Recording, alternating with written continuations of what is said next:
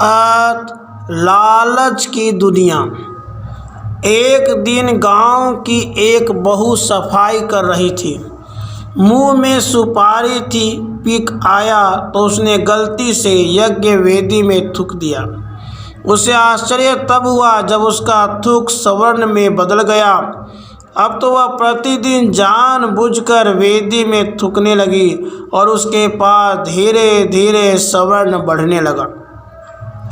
महिलाओं में बात तेजी से फैलती हैं, इसलिए कई और महिलाएं भी अपने अपने घर में बनी यज्ञ वेदी में थूक थूक कर सोना उत्पादन करने लगी।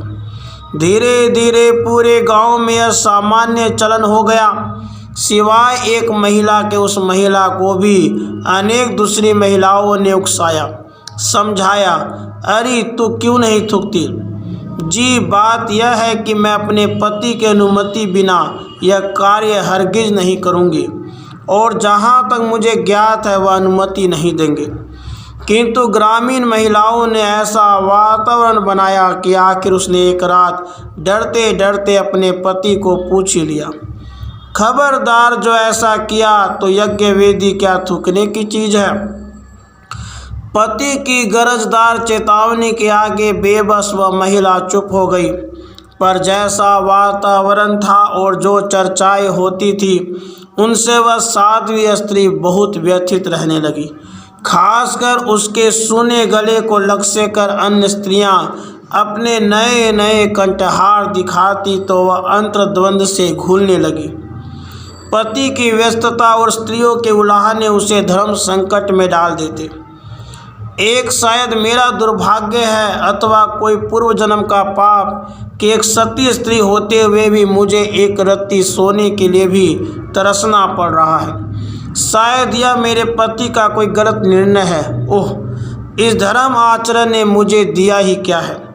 जिस नियम के पालन से दिल कष्ट पाता रहे उसका पालन क्यों करूं? और हुआ यह कि वह बीमार रहने लगी। पति देव इस रोग को ताड़ गए और उन्होंने एक दिन ब्रह्म मुहूर्त में ही सपरिवार ग्राम त्यागने का निश्चय किया। गाड़ी में सारा सामान डालकर वे रवाना हो गए। सूर्योदय से पहले पहले ही वे बहुत दूर निकल जाना चाहते थे, किंतु अरे यह क्या! यूं ही वे गांव के कांकड़ सीमा से बाहर निकले। पीछे भयानक विस्फोट हुआ। पूरा गांव धूं धूं कर जल रहा था। सज्जन संपत्ति अवाक रह गए। अब उस स्त्री को अपने पति का महत्व समझ आ गया। वास्तव में इतने दिन गांव बचा रहा तो केवल इस कारण कि उसका परिवार गांव की परिधि में था। धर्माचरण करते रहें। कुछ पाने के लालच में इंसान बहुत कुछ खो बैठता है, इसलिए लालच से बचें। राधे कृष्ण, राधे कृष्ण।